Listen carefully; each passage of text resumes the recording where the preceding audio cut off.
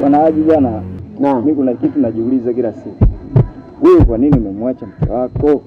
Wakati mke wako yule ana mambo mengi. Yaani ana marafiki wa ovyo ovyo, ana sijui nini, ana sijui mambo nini. Sio mtu wa vigodoro. Hata siku moja sijai kumuona labda akasimama na mwanaume kichochoroni, ana kabisa mambo hayo. Kwa nini umemwacha? I wonder. Hayo niambie kitu. Kwa jamii yetu ya sasa hivi. Kwa sababu hizo mzozitoa nyinyi, mimi naona sahihi.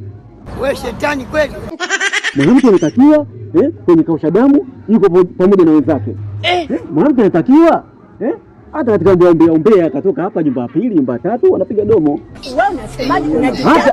Hata zile habari za michepuko zile sija kusikia skendo yote yani bwana mke wako anachepuka na Saidi Bidebide. Mke wako anachepuka. Wewe ulikuwa unataka kugongewa, si ndio? Hapo bwana mimi mwenyewe nimemuelewa.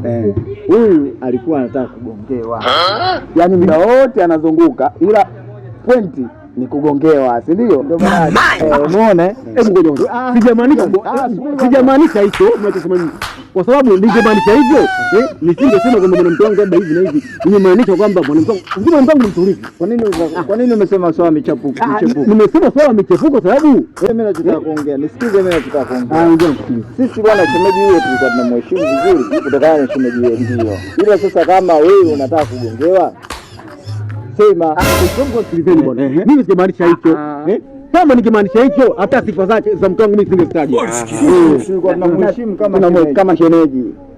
Ila kwa vile mwenyewe unasema unataka kugongewa. Oa.